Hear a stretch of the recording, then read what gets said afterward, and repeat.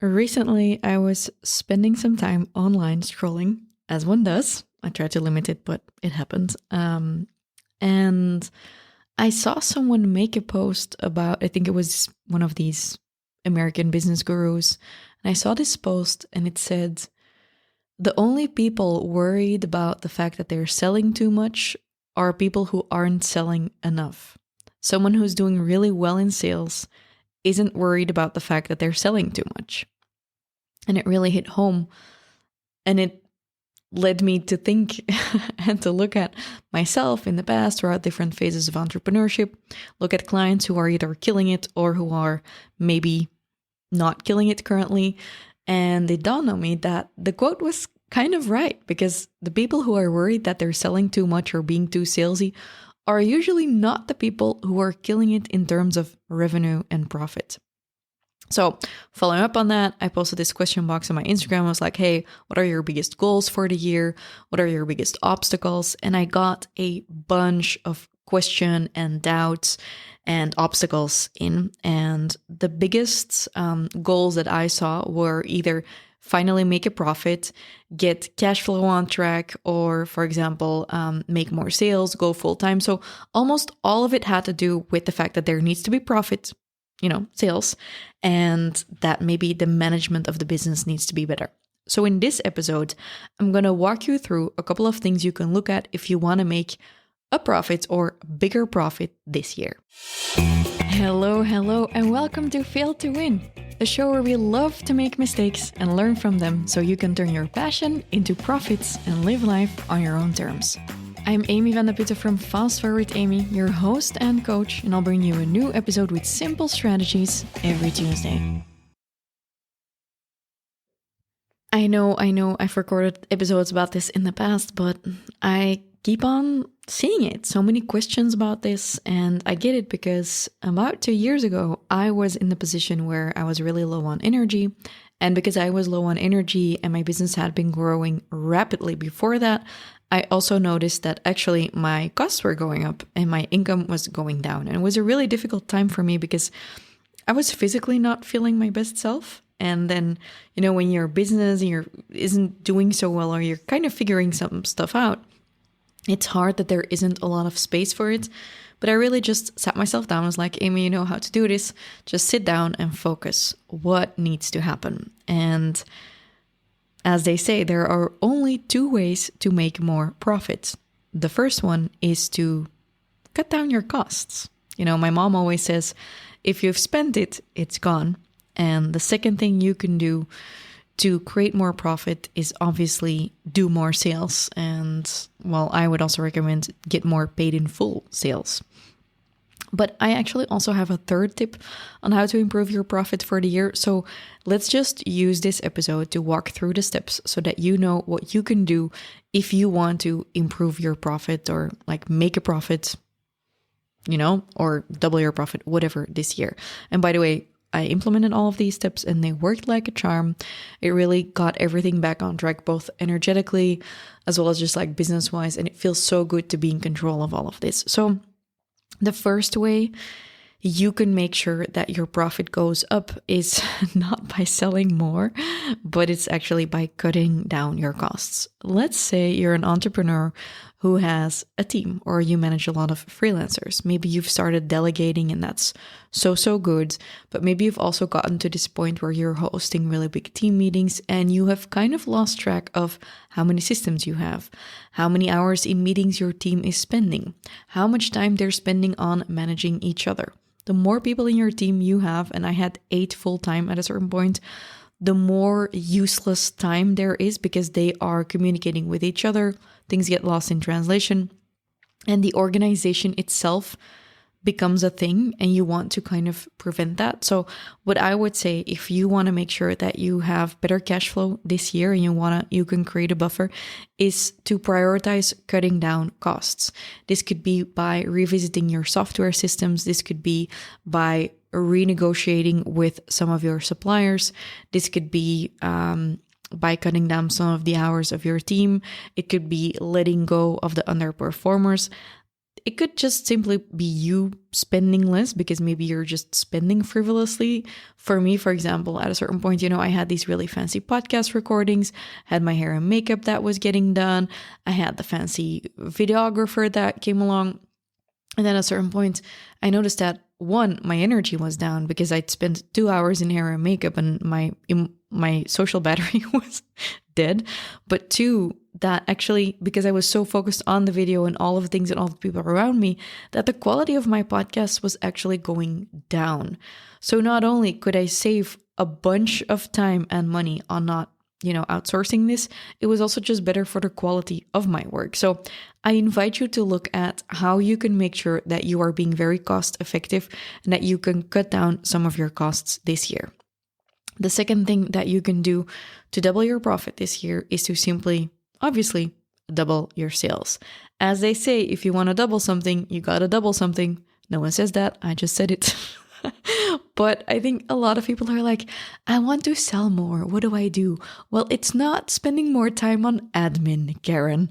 If you want to sell more, chances are you got to sell more. And if you could double the effort you're putting into sales, let's say you're emailing once a week about an offer. It could be you email twice a week. Let's say you're posting once a week about an offer. What about posting twice?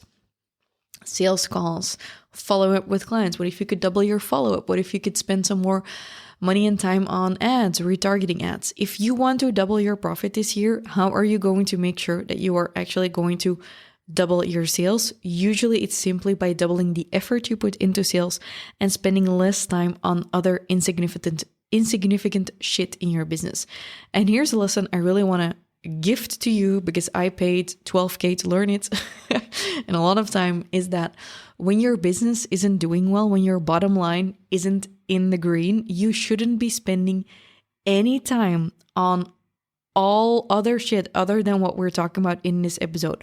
You don't need to be spending too much time on your team. You don't need to be spending too much time on your branding. What you need to do is make sure you are managing your costs and you are increasing your sales. That's what you need to do, and make sure you're increasing your banked sales is also what I would say. And I see a lot of people, for example, selling memberships and selling them on a monthly basis, and you can definitely do all of that. But I would also recommend that you look at how can you get your clients to pay you more upfront?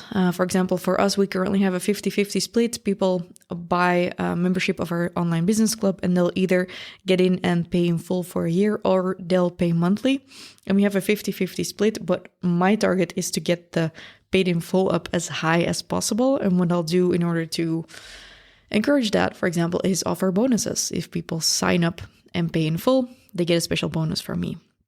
So what you want to do is you want to be selling more and you want to spend less time on stupid shit. And this is the second tip here is true from starting entrepreneurs to growing entrepreneurs, scaling entrepreneurs. It's just that, especially if you're growing, but also when you're just starting out, there's so much distraction out there. Follow another course. Like you're a beginner. Oh, you want to follow another course. You want to spend some more time in Canva. You want to make things look pretty. If you're scaling, you have your team that's like quitting, starting, onboarding, offboarding. Ooh, a going away party. Ooh, another meeting about how we can optimize this. Ooh, a team building. But if your business is not in the green, none of that is a priority and you need to make sure you're turning a profit. Boom. That's it. And then, haha, depressing episode. No, good episode. This is just the truth, guys. Take it from someone who had to learn it the hard way. Honestly, if you're a little bit of a people pleaser like I am, you just really have to make sure that you're not spending more time on your people than on your actual business. And what helped me to do that was look at my business as an actual person in the room. And my team isn't working for me. I'm not working for them. All of us are working for that other person, or like the other person is like a boat. And we're all like, we're on this boat and we're going to make sure the boat is staying afloat. Our business is a boat. And everyone needs to be working on the boat. That's your priority, not each other. That doesn't mean, by the way, there's no space for team buildings or stuff like that. It's just prioritize and set your priorities when you're not in the green. That's your number one priority. And it also sometimes means you got to make tough choices. For me, it meant making a couple of tough choices with some of my team members who weren't necessarily like bad people or, anything, but it's just the ROI was just not there for the business. And so I made some calls, and they also made some calls, and a lot of decisions were made in that time frame, and I learned a lot from it. And so if you're currently in that spot where you're like, I don't know that you're not alone, and every entrepreneur who's growing at some point gets to that point. Okay, so that brings us to my third tip, which is something that can actually increase your results this year by more than 30%. And I've been yelling this from the rooftops for weeks, but I don't know if a lot of people are listening to me or actually doing something with it. But if you implement this one thing, you can increase your business results by more than 30% this year. I personally implemented it.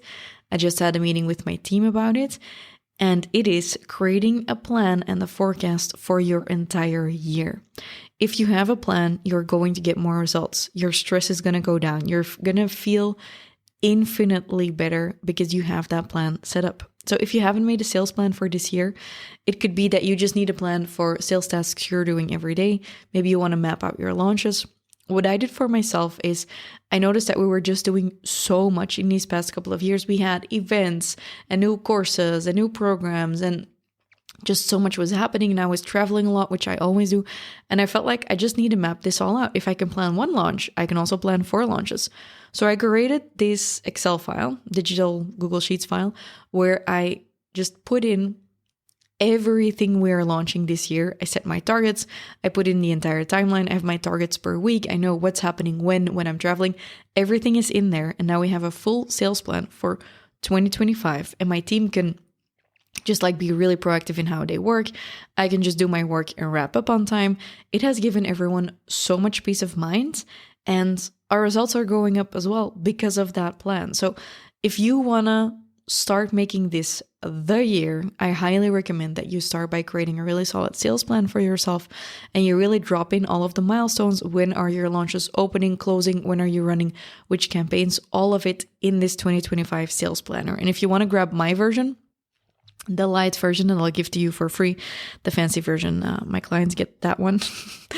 Just simply DM me on Instagram, go to FastForwardAmy and DM me the word 2025 planner, all one word, so 2025 planner, or go to the link in the description of this episode and I'll link it up there as well. What I've noticed is that when you create a plan for your year, it might feel like you'll be doing a lot. You're like, oh my God, I'm doing so much. But chances are you're doing a lot regardless. But by mapping it out, you are taking account, like taking your life into account, special milestones, birthdays, all of that. When are you traveling? And you'll be able to just map it out in a way that your focus is going to be much higher. You're going to be much more realistic. And yeah, it's just going to feel really good. Okay. So just go ahead and make your year plan and you're going to be really happy once you did it. Okay. So go to FastForwardAmy on Instagram and just DM me the word 2025 planner, all one word. I'll send you the link to the sheet. You can just grab it. It has 2 tabs. One is year's overview of 2025. And the other one is just like 52 weeks in a row of stuff you can do and where you can put your targets and everything. And yeah, it's going to be great. So do that. And then to recap, what we talked about today is you can double your profits by cutting your costs, by increasing your sales, and by making a plan. Let me know how it goes and talk to you next week, Tuesday. Bye.